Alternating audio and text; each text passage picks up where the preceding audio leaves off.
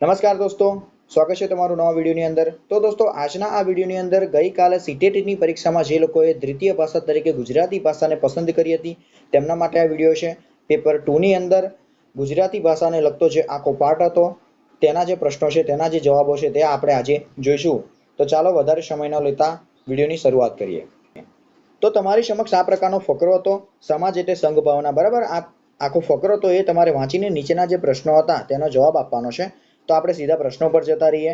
પ્રશ્નોની આપણે વાત કરીએ તો પહેલો પ્રશ્ન છે કે ઉત્તરદાયિત્વ કયા કારણથી ઘટી રહ્યું છે? તો તેનો સાચો જવાબ થઈ જશે ત્રીજા નંબરનો કે ઉત્તરદાયિત્વ સામાજિક સંપર્કની ન્યૂનતાથી ઘટી રહ્યું છે। ત્યાર પછી બીજો ક્વેશ્ચન આપણે જોઈએ તો આજકાલ લોકો શેનું પ્રદર્શન કરવાની વૃત્તિ ધરાવે છે? તો આજકાલ લોકો સમૃદ્ધિનું પ્રદર્શન કરવાની વૃત્તિ ધરાવે છે, બરાબર। ત્યાર પછી આપણે 123મો કે ત્રીજો ક્વેશ્ચન જોઈએ। ધનવાન તો બનાવ્યો માં તો પદ શેનું સૂચક છે? તો यहाँ पर तो पद એ નિપાતનું સૂચક છે, બરાબર છે। ચાલો હવે આગળનો આપણે પેજ જોઈએ। તો આગળનો જે પ્રશ્ન છે તે આપણો પ્રશ્ન છે 124મો। કોલાહલ શબ્દનો પર્યાયવાચી શબ્દ જણાવો। તો તેનો સાચો અર્થ થઈ થશે ઘોંઘાટ, બરાબર। હવે આપણે 125મો જોઈશું। શિક્ષણ જાને વિના નુકસાનનો માં કયા અલંકારનો પ્રયોગ હોવાનું તમે માનો છો? તો તેનો સાચો જવાબ છે ઉત્પ્રેક્ષા।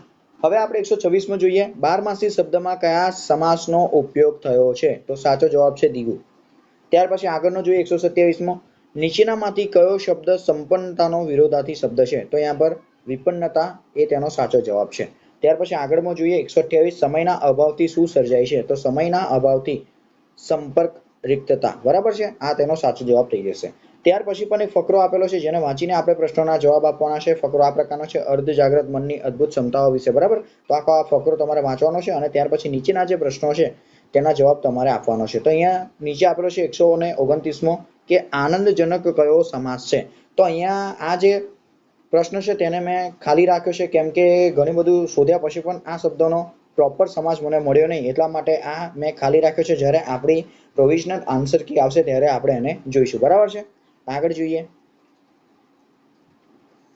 ગુજરાતીની અંદર ઘણા બધા પ્રશ્નો એવા છે કે તેના જવાબો મળવા મુશ્કેલ છે કેમ કે ગુજરાતીનું સાહિત્ય એટલું બધું સીટેટ માટે ઉપલબ્ધ નથી। તો ઘણા બધા પ્રશ્નો તમને એવા જોવા મળશે કે જેના જવાબો અહીંયા તમને જોવા નહીં મળે, પણ મેં પ્રયત્નો કર્યો છે કે જેટલા પણ તમને જવાબ આપ્યા છે તે સાચા હોય, સટીક હોય અને પ્રૂફ સાથે તેને મેં મેચ કરવાનો પ્રયત્ન કર્યો છે, બરાબર। તો આગળનો જોઈશું આપણે 130મો।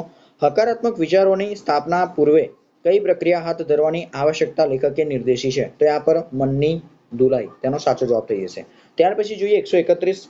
માણસના મજબૂત મનોબળને વાક્યમાં કયો અલંકાર છે? તો અહીંયા અલંકારની આપણે વાત કરીએ તો પણ અહીંયા મેં તમને કીધું તેમ કે જ્યાં સુધી મને પ્રૂફ ના મળે ત્યાં સુધી મને સંતોષ થતો નથી અને હું તમને પણ સંતોષ ના માનવાની વાત કરું છું। જો તમને આનો જવાબ મળતો હોય તો તમે કોમેન્ટમાં મને કરી શકો છો, બરાબર। તો 131 આપણે પ્રોવિઝનલ આન્સર કી માટે પેન્ડિંગમાં રાખી છે। હવે આપણે 132મો જોઈએ। બહુમતી વર્ગ સમાજમાં કેવો હોવાનું લેખકે નોંધ્યું છે? તો તેનો સાચો જવાબ થઈ જશે નકારાત્મકતા સભર, બરાબર।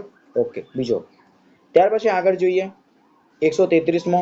આની અંદર પણ કોઈ ચોક્કસ મને પ્રૂફ મળ્યું નથી એટલા માટે મેં આને પેન્ડિંગમાં રાખ્યો છે આ પ્રોવિઝનલ આન્સર કી માટે, બરાબર। તો આગળનો જોઈએ 134। વેર શબ્દનો સમાનાર્થી અર્થ શોધી કાઢો। તો यहाँ पर પ્રતિશોધ તેનો સાચો જવાબ થઈ જશે। ત્યાર પછી જોઈએ સકારાત્મક વિચાર પ્રક્રિયા દ્વારા માનવ શું થઈ શકે છે? તો અહીંયા સુખી થઈ શકે છે, બરાબર।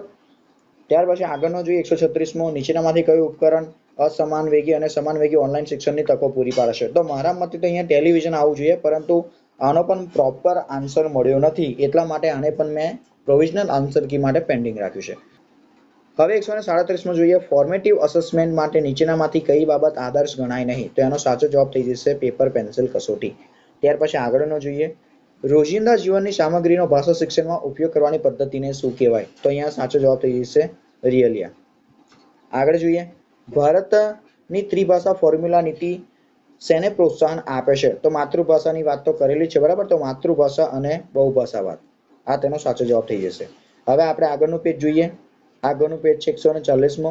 તો 140મો જે પ્રશ્ન છે તેનો પણ સાચો જવાબ પ્રૂફ સાથે મળ્યો નથી એટલે આને પણ પેન્ડિંગમાં રાખ્યો છે। ત્યાર પછી 141 જોઈએ। આંતરરાષ્ટ્રીય માતૃભાષા દિવસ ક્યારે ઉજવવામાં આવે છે? તો 21મી ફેબ્રુઆરીના રોજ, બરાબર, સાચો જવાબ થઈ જશે। ત્યાર પછી તમારા મિત્ર તથા સહકર્મી જો તમે મેઇલ લખો છો તો એ નીચેમાંથી કયા પ્રકારનો? તો મારા મતે અહીંયા પત્ર વ્યવહાર આવવું જોઈએ, પણ જ્યાં સુધી આપણને સાચો જવાબ પ્રૂફ સાથે ન મળે ત્યાં સુધી આપણે તેને સાચો માનીએ નથી, તો આને પણ આપણે પ્રોવિઝનલ આન્સર કી માટે પેન્ડિંગ રાખીએ છીએ। આગળનો જોઈએ ભણાવવાની સમગ્ર પ્રક્રિયા વડે વિદ્યાર્થીની સમજણ અને શિક્ષણના મૂલ્યાંકન કરવાની ઢબને શું કહેવાય? તો અહીંયા પર શિક્ષણ માટે મૂલ્યાંકન તેનો સાચો જવાબ થઈ જશે. ત્યાર પછી આગળનો જોઈએ 144, એ પણ મેં પેન્ડિંગ રાખ્યો છે. આગળનો જોઈ લઈએ 144 પછી આપણો હતો 145. ભાષા શિક્ષણમાં થતી ભૂલો સંદર્ભે નીચેનામાંથી કયું ખોટું છે? બરાબર, ખોટું તમને પૂછ્યું છે તો અહીંયા ભૂલોને કારણે ભાષા શિક્ષણની અંદર વ્યવધાન આવે છે. બરાબર, તો એ ખોટું છે. વ્યવધાન નડતર શબ્દ એનો અર્થ થાય તો એ આવતું નથી. બરાબર, ભાષા શિક્ષણની અંદર જે ભૂલો છે તે શીખવા માટે મદદ કરતી હોય છે, એટલા માટે તેનો જવાબ પહેલો થઈ જશે. ભાષા શિક્ષણમાં રચનાત્મકતા એટલે વિવિધ અર્થઘટન અને ઉત્તરો માટે તકો સંપડાવે એવા ઓપન એન્ડેડ વર્ગખંડ કાર્યો ટાસ્ક. બરાબર, તો આ તેનો સાચો જવાબ થઈ જશે. ત્યાર પછી આપણે 147માં જોઈએ તો 147 ની આપણે વાત કરીએ તો 147 ની અંદર પણ સાચો જે આન્સર છે તે મળ્યો નથી. એમ તો સાયકો એનાલિસ્ટ કહેવાય, પણ જ્યાં સુધી આપણને પ્રોપર આન્સર ન મળે ત્યાં સુધી આપણે તેને સાચું નહીં માનીએ. આગળનો જોઈએ, આગળનો છે આગળ 148. નીચેનામાંથી કયા વિધાનો સાચા છે? તો અહીંયા જોઈએ તો ડિસ્લેક્સિયા એ વાંચન અંગેની ઉણપ છે, બિલકુલ સાચું એ છે. બરાબર, ત્યાર પછી ડિસ્ગ્રાફિયા એ લેખન સંબંધી ઉણપ છે, એ સાચું છે. ડિસ્ગ્રાફિયા એ વાંચન વિષયક ઉણપ છે, તો એ ખોટું થઈ જશે. અને ત્યાર પછી આપણને વાત કરીએ તો ડિસ્લેક્સિયા એ લેખન સંબંધી ઉણપ છે. તો અહીંયા એ પણ કહેવાય છે કે પઠન અને લેખન આધારિત જે બાળકમાં જે અક્ષમતાઓ રહેલી હોય તે ડિસ્લેક્સિયા અંતર્ગત પણ આવે છે. પણ અહીંયા તમે ઓપ્શનમાં જોશો તો ફક્ત 2 જ ઓપ્શન આપણને પસંદ કરવાનું કીધું છે, તો આપણે એ અને બી, બરાબર, ત્યાં આગળ આપણે જતા રહીશું. ફક્ત એ જ સાચું છે એ વાત ખોટી છે, કેમ કે અહીંયા 2 સાચા છે એટલા માટે એ તો નહીં આવે, તો ત્રીજો અહીંયા સાચો થઈ જશે. આગળ જોઈએ, સરકારી શાળાની શિક્ષિકા રીતા 7મા ધોરણના વિદ્યાર્થીઓને અંગ્રેજી ભણાવવા માટે દ્રશ્ય સામગ્રીનો અને ભાષા રમતોનો ઉપયોગ કરે છે. શિક્ષણનો આ કયો સિદ્ધાંત કહેવાશે? તો મારા ખ્યાલથી અહીંયા જીવન સામાન્યનો જે સિદ્ધાંત છે તે કહેવાય, પણ જ્યાં સુધી આપણને ફાઇનલ આન્સર ન મળે ત્યાં સુધી આપણે તેને સાચો નહીં માનીએ. અને લાસ્ટ જે છે તેની અંદર કે જેમાં પ્રાણીઓ જ મુખ્ય પાત્રો તરીકે આવતા હોય, જેમાંથી કશાકે નૈતિક બોધ મળતો હોય તેવી વાર્તાને શું કહેવાય? તો મોટાભાગે આપણે બધી વાર્તાની કરીએ તો ઘણી બધી વાર્તાઓ એવી હોય છે કે જેમાં આપણે પ્રાણીઓની, પરીઓની, પશુ પંખીઓની બધાની વાતો કરતા હોય, મનુષ્યની, ભૂતો પ્રેતોની ઘટનાઓની વાતો કરતા હોય, તો તેની અંદર પણ સ્પષ્ટતા ન મળવાને કારણે આ પ્રશ્નને પણ મેં પેન્ડિંગમાં રાખ્યો છે. તો વિદ્યાર્થી મિત્રો, આ હતા પ્રશ્નો અને પ્રશ્નોના જવાબ. ઘણા બધા પ્રશ્નો મને ખબર છે ત્યાં સુધી મેં થોડા ઘણા પેન્ડિંગમાં વધારે રાખ્યા છે, પણ જ્યાં સુધી મને સાચો જવાબ ન મળે ત્યાં સુધી હું તમને પણ નથી કહેતો કે આ પ્રશ્નનો જવાબ આ જ આવશે. એટલા માટે આપણે આવનારા 15 થી 20 દિવસની અંદર જે પ્રોવિઝનલ આન્સર કી આવશે, બરાબર, તેને આધારે જ આપણે પોતાના કેટલા સાચા પડ્યા તેની ગણતરી કરીશું. પણ મેં તમને જેટલા પણ અહીંયા સાચા બતાવ્યા છે તે મેં પ્રૂફ સાથે શોધખોળ કરીને તમારી સમક્ષ આના જે સાચા જવાબો છે તે રજૂ કર્યા છે. એટલા માટે તમે આની ગણતરી કરી શકો છો કે મારા 30માંથી આટલા વિકલ્પો સાચા છે. જ્યાં સુધી આપણી પ્રોવિઝનલ આન્સર કી નહીં આવે ત્યાં સુધી આપણે જે વિકલ્પો પસંદ કર્યા છે, જે સાચા છે કે ખોટા છે, તે આપણે પ્રોવિઝનલ આન્સર કી જોયા પછી જ આપણે તેને નક્કી કરીશું. ત્યાં સુધી આપણે જેટલા આપણને મળ્યા છે તેમાંથી આપણે સંતોષ માનીશું.